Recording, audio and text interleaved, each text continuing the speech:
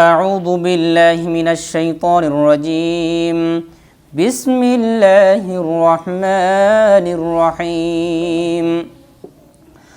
قال ألم أقل لك إنك لن تستطيع معي صبرا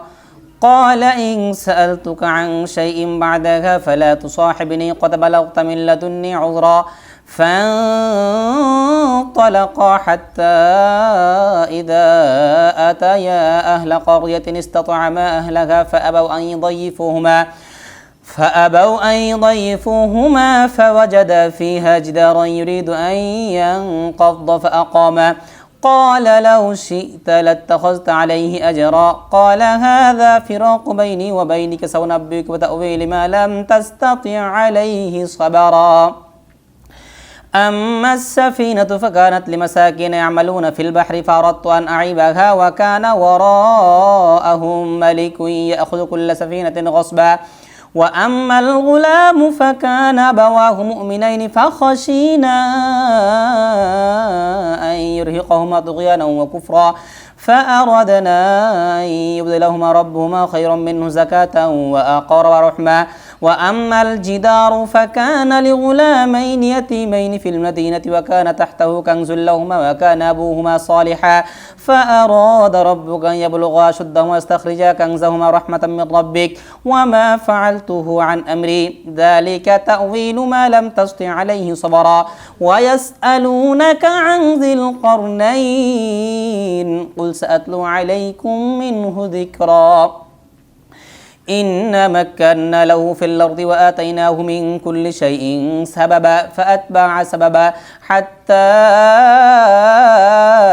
إذا بلغ مغرب الشمس وجدها تغرب في عين حمئة ووجد عندها قوما قلنا يا ذا القرنين إما أن تعذب وإما أن تتخذ فيهم حسنا قال أما من ظلم فسوف نعذبه ثم يرد إلى ربه فيعذبه عذابا نكرا وأما من آمن وعمل صالحا فله جزاء الحسنى وسنقول له من أمرنا يسرا ثم أتبع سببا حتى إذا بلغ مطلع الشمس وجدها تطلع على قوم لم نجعل لهم من دونها سترا كذلك وقد أحطنا بما لديه خبرا ثم أتبع سببا حتى إذا بلغ بين السدين وجد من دونهما قوما لا يكادون يفقهون قولا قالوا يا ذا القرنين إن يأجوج ومأجوج مفسدون في الأرض فهل نجعل لك خرجا على أن تجعل بيننا وبينهم سدا قال ما مكني فيه ربي خير فأعينوني بقوة أجعل بينكم وبينهم ردما آتوني زبر الحديد حتى إذا ساوى بين الصدفين قال انفخوا حتى إذا جعله نارا قال آتوني أفرغ عليه قطرا فما استطاعوا أن يظهروه وما استطاعوا له نقبا قال هذا رحمة من ربي فإذا جاء وعد ربي جعله دكا وكان وعد ربي حقا وتركنا بعضهم يومئذ يموج في بعض ونفخ في السور فجمعناهم جمعا وعرضنا جهنم يومئذ للكافرين عرضا الذين كانت أعينهم في غطاء عن ذكري وكانوا لا يستطيعون سمعا أفحسب الذين كفروا أن يتخذوا عبادي من دوني أولياء إنا أعتدنا جهنم للكافرين نزلا قل هل ننبئكم بالأخسرين أعمالا الذين ضل سعيهم في الحياة الدنيا وهم يحسبون أنهم يحسنون صنعا أولئك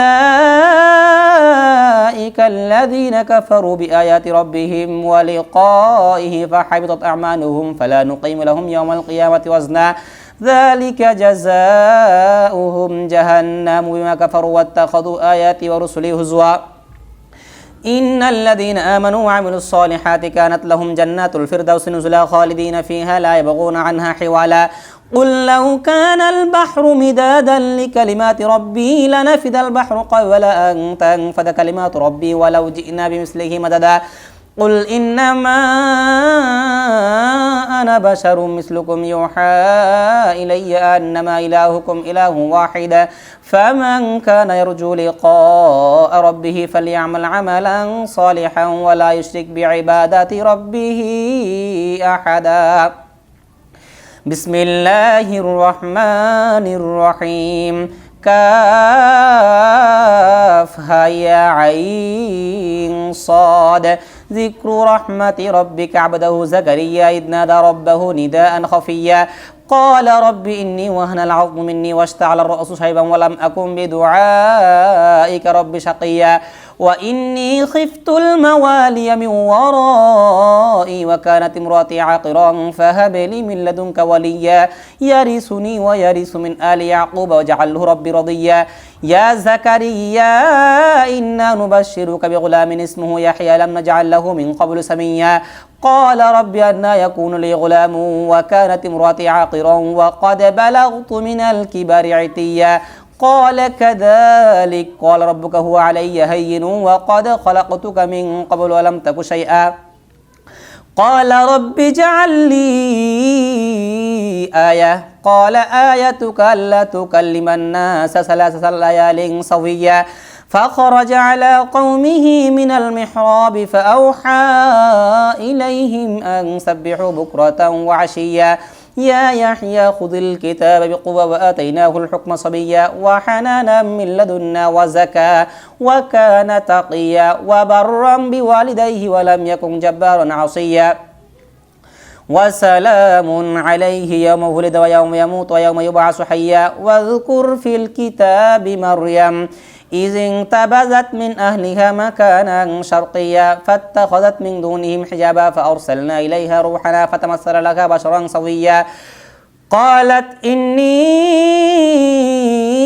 أعوذ بالرحمن منك إن كنت تقيا قال إنما أنا رسول ربك لأهب لك غلاما زكيا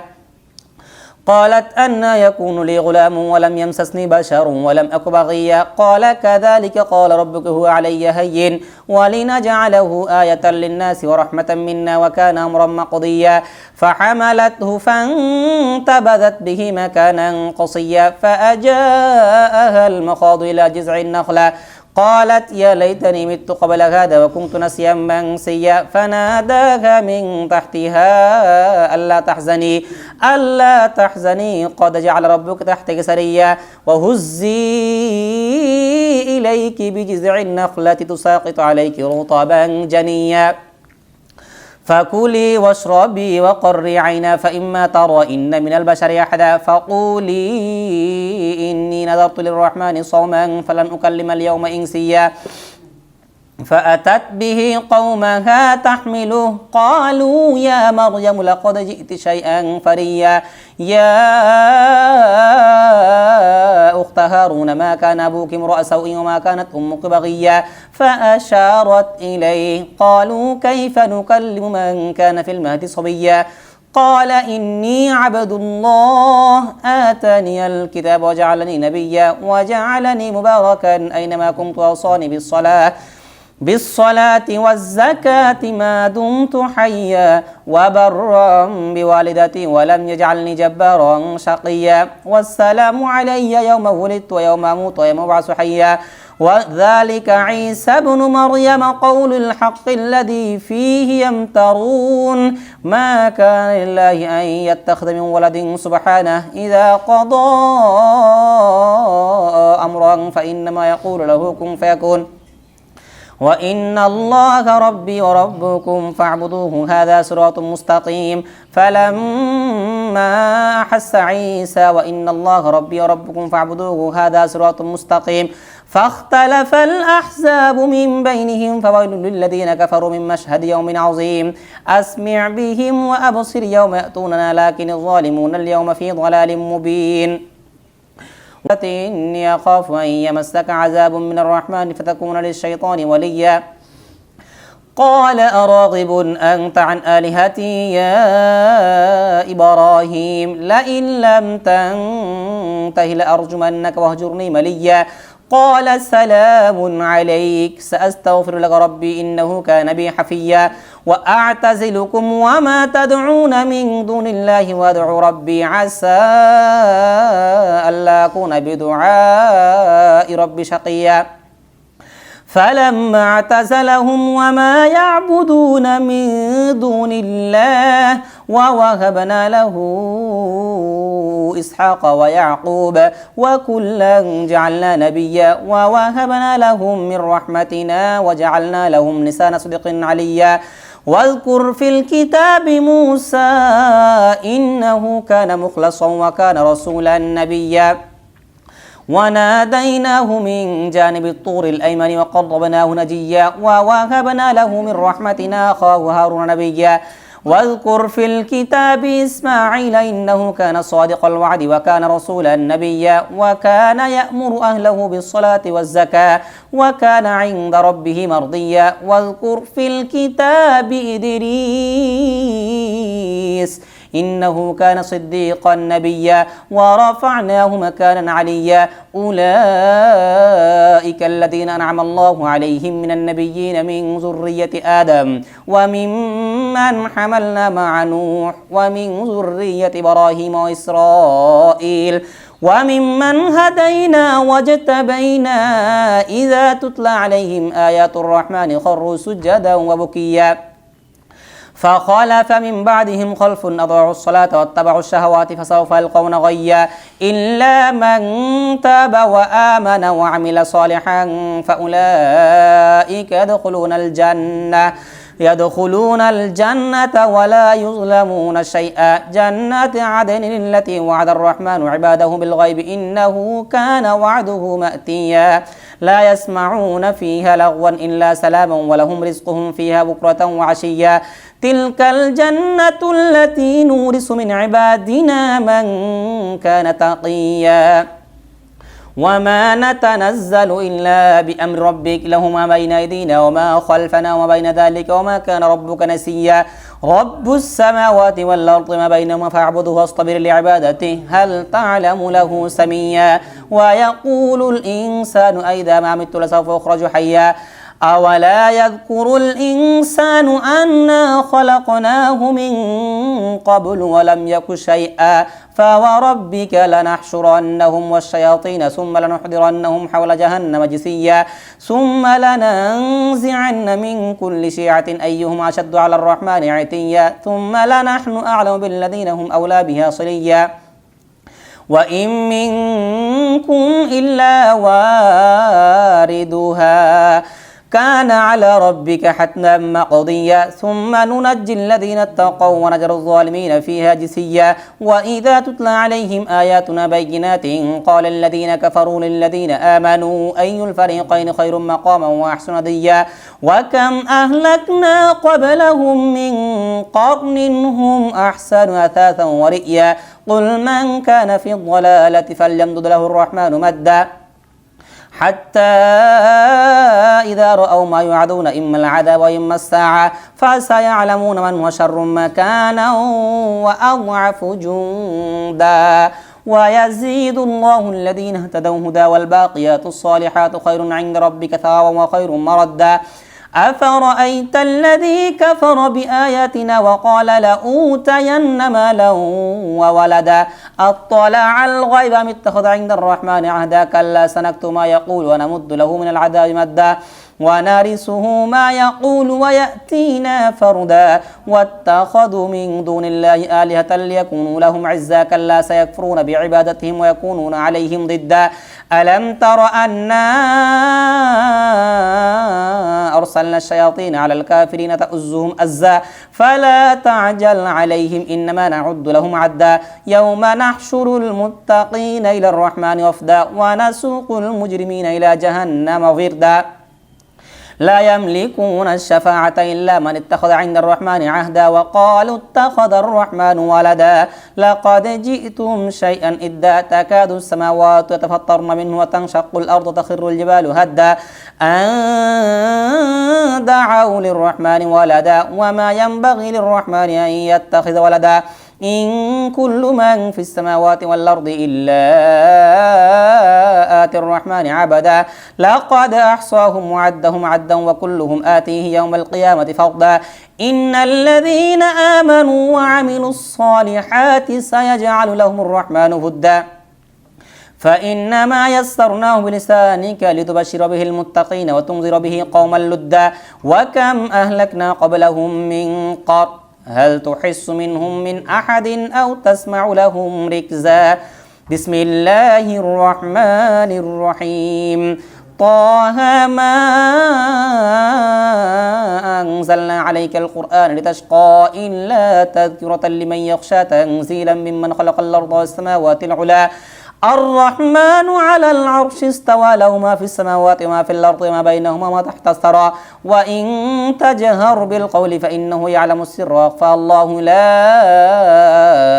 إله إلا هو له الأسماء الحسنى وهل أتاك حديث موسى إذ رأى نارا فقال لأهلهم كسوا إني آنست نارا لعلي آتيكم منها بقبس أو أجد على النار هدى فلما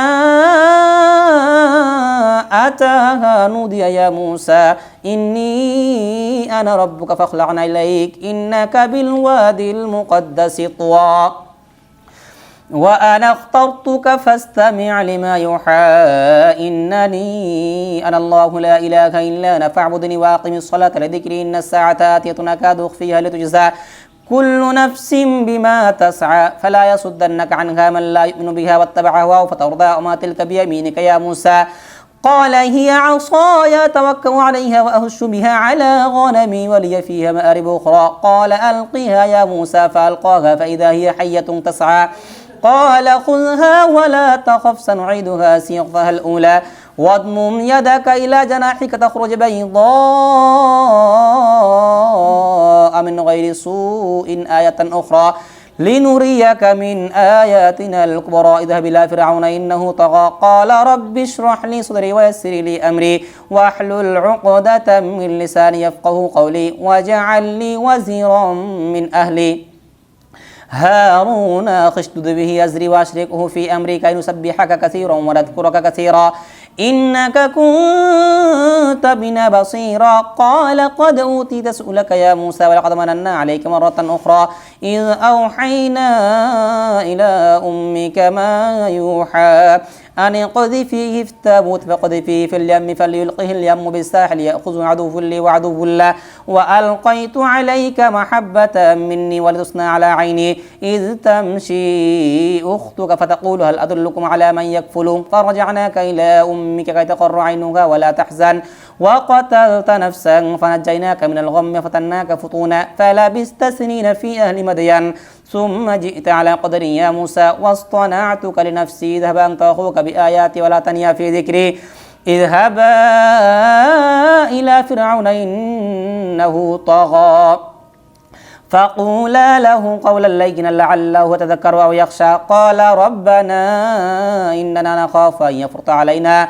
أن يفرط علينا أو أن يطغى قال لا تخافا إنني معكم أسمع وأرى فأتياه فقولا إن رسول ربك فارسل معنا بني إسرائيل ولا تعذبهم قد جئناك بآية من ربك والسلام على من اتبع الهدى إنا قد أوحي إلينا أن العذاب على من كذب وتولى قال فمن ربكما يا موسى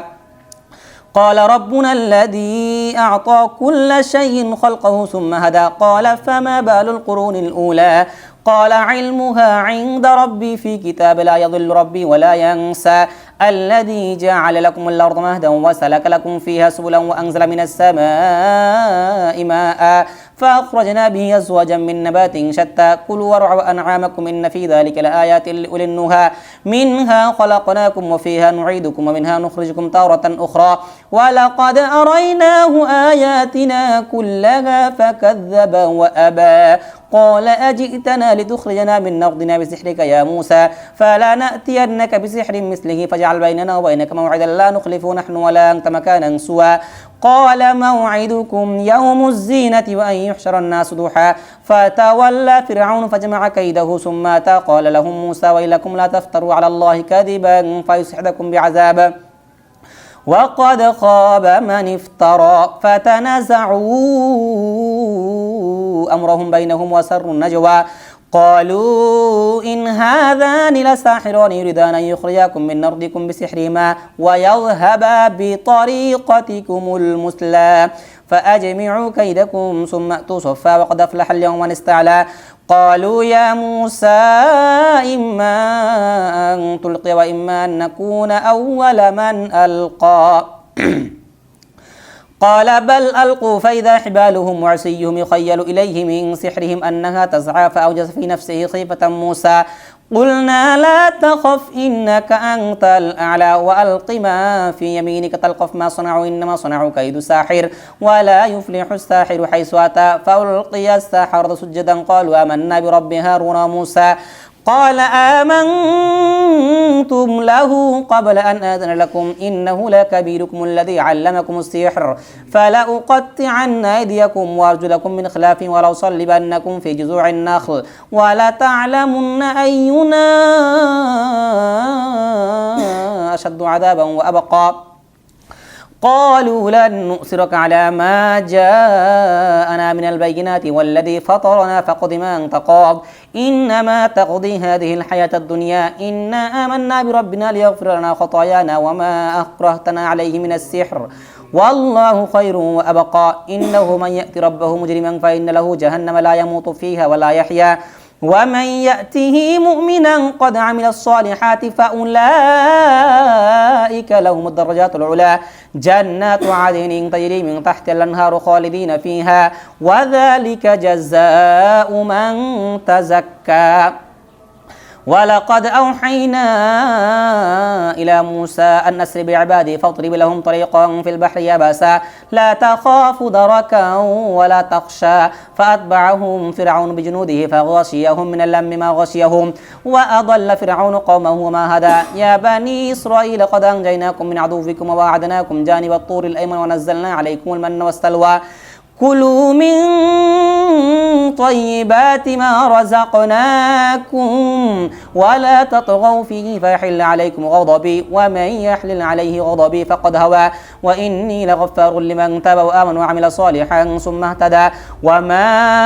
أعجلك عن قومك يا موسى قال هم أولئك على أثري وعجلت إليك ربي لترضى قال فإنا قد فتنا قومك من بعدك وأضلهم السامري فرجع موسى إلى قومه غضبان آسفا قال يا قوم ألم يعدكم ربكم وعدا حسنا أفطال عليكم العهد أم أردتم أن يحل عليكم غضب من ربكم فأخلفتم موعدي قالوا ما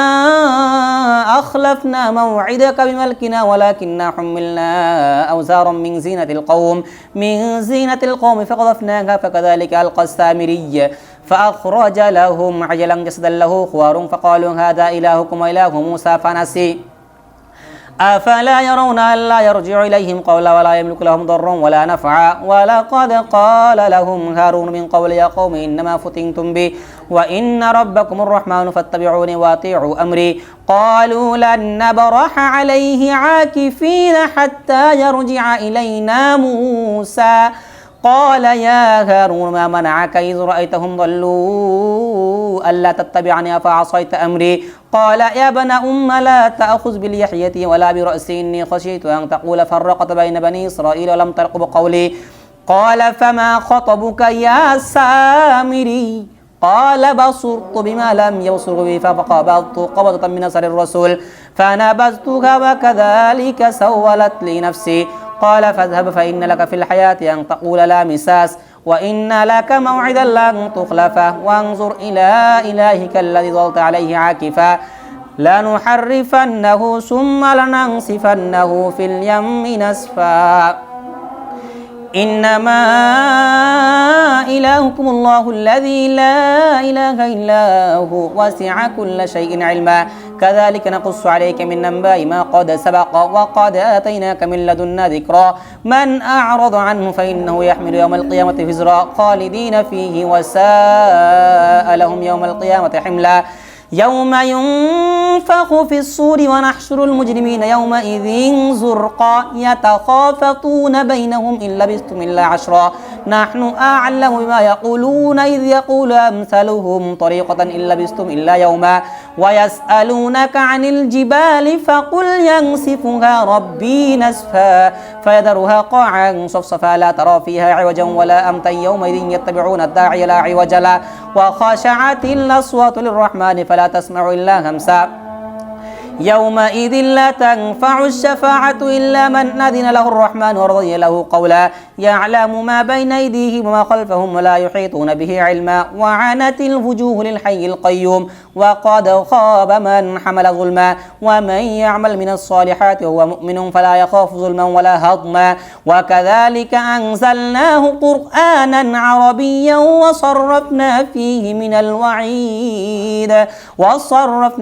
من الوعيد لعلهم يتقون ويحدث لهم ذكرا فتعالى الله الملك الحق ولا تعجل بالقرآن من قبل أن يقضى إليك وحيه وقل رب زدني علما ولقد عهدنا إلى آدم من قبل فنسي ولم نجد له عزما وإذ قلنا للملائكة اسجدوا لآدم فسجدوا إلا إبليس أبى فقلنا يا آدم إن هذا عدو لك ولزوجك فلا يخرجنكما من الجنة فتشقى إن لك ألا تجوع فيها ولا تعرى وأنك لا تظمأ فيها ولا تضحى فوسوس إليه الشيطان قال يا آدم هل أدلك على شجرة الخلد ملك لا يبلى فأكلا منها فبدت لهما سوآتهما وطفقا يقصفان عليهما من ورق الجنة وعصى آدم ربه فغوى ثم اجتباه ربه فتاب عليه وهدى قال اهبطا منها جميعا بعضكم لبعض عدو فإما يأتينكم مني هدى فمن اتبع هداي فلا يضل ولا يشقى ومن أعرض عن ذكري فإن له معيشة ضنكا ونحشره يوم القيامة أعمى قال رب لم حشرتني أعمى وقد كنت بصيرا قال كذلك تتك آياتنا فنسيتها فكذلك اليوم تنسى وكذلك نجزي من نصرف ولم يؤمن بآيات ربي ولعذاب الآخرة أشد وأبقى أفلم يهد لهم كم أهلكنا قبلهم من القرون يمشون في مساكنهم إن في ذلك لآيات لأولي النهى ولولا كلمة سبقت من ربك لكان لزاما وأجل مسمى فاصبر على ما يقولون وسبح بحمد ربك قبل طلوع الشمس وقبل غروبها ومن آناء الليل فسبح وأطراف النهار لعلك ترضى ولا تمدن عينيك إلى ما متعنا به أزواجا منهم زهرة الحياة الدنيا لنفتنهم فيه ورزق ربك خير وأبقى وأمر أهلك بالصلاة واصطبر عليها لا نسألك رزقا نحن نرزقك والعاقبة للتقوى وقالوا لولا يأتينا بآية من ربه أولم تأتهم بينة ما في الصحف الأولى ولو أنا أهلكناهم بعذاب من قبله لقالوا ربنا لولا أرسلت إلينا رسولا فنتبع آياتك من قبل أن نذل ونخزى قل كل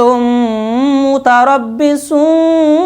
فتربصوا فستعلمون من أصحاب الصراط السوي ومن اهتدى